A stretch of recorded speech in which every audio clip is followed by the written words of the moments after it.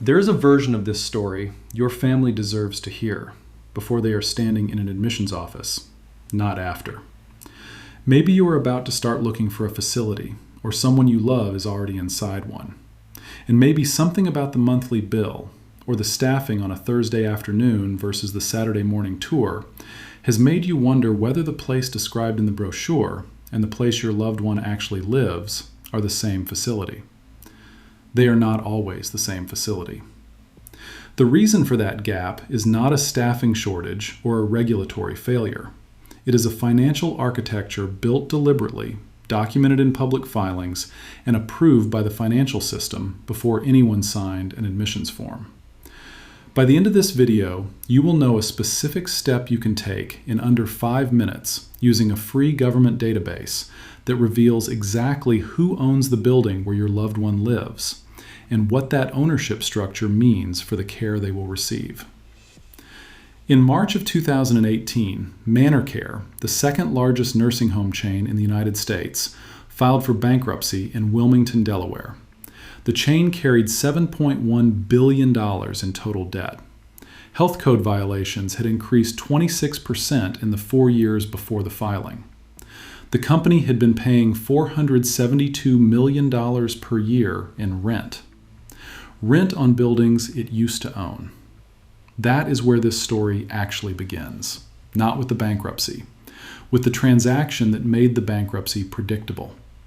In 2007, the Carlyle Group, headquartered in Washington, D.C., purchased ManorCare for approximately $6.1 billion, financed almost entirely with debt loaded onto ManorCare's balance sheet. 4 years later, Carlyle sold ManorCare's real estate portfolio to a real estate investment trust called HCP, headquartered in Long Beach, California, for $6.1 billion, recovering its entire $1.3 billion equity investment in a single transaction. ManorCare then began paying rent on the buildings it used to own. The rent came with a 3.5% annual escalator, regardless of ManorCare's financial condition. That is not a business decision gone wrong. That is the intended outcome of the transaction. A 2021 National Bureau of Economic Research study found that after private equity buyouts, nursing home interest payments more than triple, while cash on hand decreases. The same study attributed approximately 20,150 excess deaths to reduced care quality at private equity-owned facilities across the period from 2005 to 2017. Medicare spending per patient increased 11%. Care outcomes deteriorated. The industry described those deaths in earnings calls as operational challenges. ManorCare was not an isolated case. Real estate investment trusts now hold interests in approximately 1,870 skilled nursing facilities, 12% of all nursing homes in this country. 6 REITs alone, Welltower of Toledo, Ohio, Sabra of Irvine, California, Omega Healthcare Investors of Hunt Valley, Maryland, National Health Investors of Murfreesboro, Tennessee, LTC Properties of Westlake Village, California, and Care Trust REIT of San Clemente, California, hold interests in more than 1,500 facilities. The structure is always the same.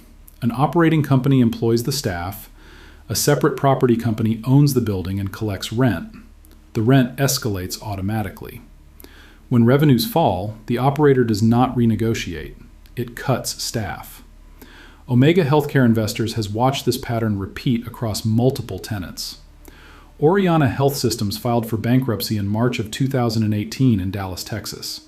Gulf Coast Healthcare filed in October of 2021 in Wilmington, Delaware. LaVie Care Centers filed in June of 2024 in the Northern District of Georgia, carrying $622 million in lease obligations. Genesis Healthcare, headquartered in Kennett Square, Pennsylvania, filed in July of 2025 in the Northern District of Texas, carrying approximately $709 million in secured debt. Each filing happened while residents were living inside those facilities. That is not a coincidence. That is a business model. The next piece of evidence points to something facilities will never explain at an admissions meeting, and you can verify it in about 4 minutes for free. If this is the kind of information your family needs, this channel covers the senior living industry in exactly this depth every week. Subscribing takes 2 seconds, and it means the next time something like this comes up, you will already know what to look for. The deeper you go into how the sale-leaseback structure works, the more one pattern becomes impossible to ignore.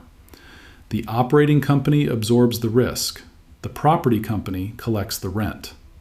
The family signing the admissions paperwork has no way of knowing from the brochure or the tour that the monthly fee they are about to pay is already partially spoken for before it reaches a caregiver. A 2023 Government Accountability Office report found that facilities with private equity or REIT involvement showed consistently higher rates of health and safety citations than other ownership structures. That finding is not a surprise to anyone who has looked at these balance sheets. When $472 million per year is owed before the first aid clocks in, the math does not leave room for adequate staffing. What this data actually shows, when you look at it carefully, is not a series of unfortunate business cycles. It is a predictable sequence in which the same financial structure produces the same outcome across different companies, different states, and different years. That sequence tells you the problem is the structure, not the operators who eventually fail under it. The families inside ManorCare's 289 facilities before that 2018 bankruptcy deserve to know this. They were not told. Everything before this point is what the industry hopes you never find out. What follows is what they are genuinely afraid you will do with it. There is a free government database called Care Compare, operated by the Centers for Medicare and Medicaid Services. It has an ownership tab that most families never open.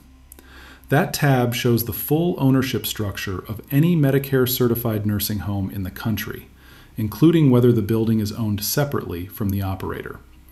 That split is the signal that a sale-leaseback structure may be in place. This takes 3 minutes and costs nothing.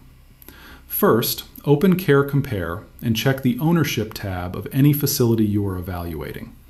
Note whether the operator and the property owner are different entities. This identifies whether a rent obligation competes with care funding before you sign anything. Second, search the property owner's name on the Securities and Exchange Commission's public database, EDGAR. If the owner is a publicly traded REIT, the annual rent obligation and escalation rate will be in its annual report. 10 minutes, free. It shows you the rent load the operator carries before it funds a single hour of direct care. Third, compare the facility's staffing rating on Care Compare against its state inspection record. These frequently diverge in high-rent facilities. The inspection record is the more reliable indicator.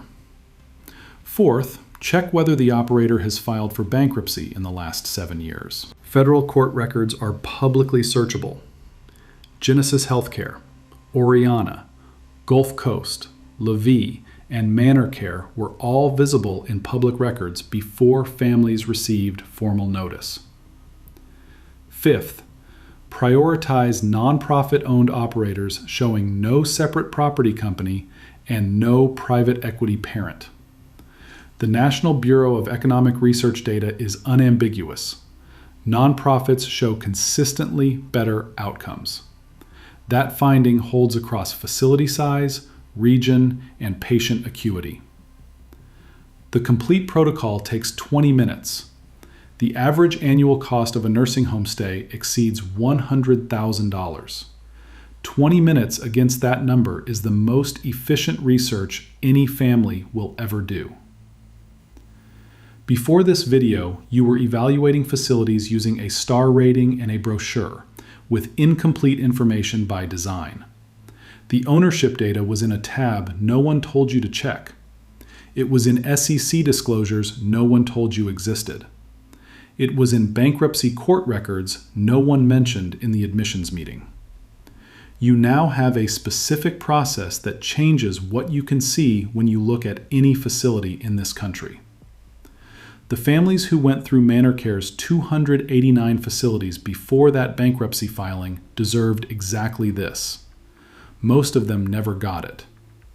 If your family has been through a situation where a facility's financial structure affected the care your loved one received, share what happened in the comments, because the pattern of what families are going through is part of the story this channel is trying to document. Share this with anyone in your family who is dealing with any of this. And if you want to stay ahead of the industry rather than behind it, subscribe. The next one is something most families find out too late.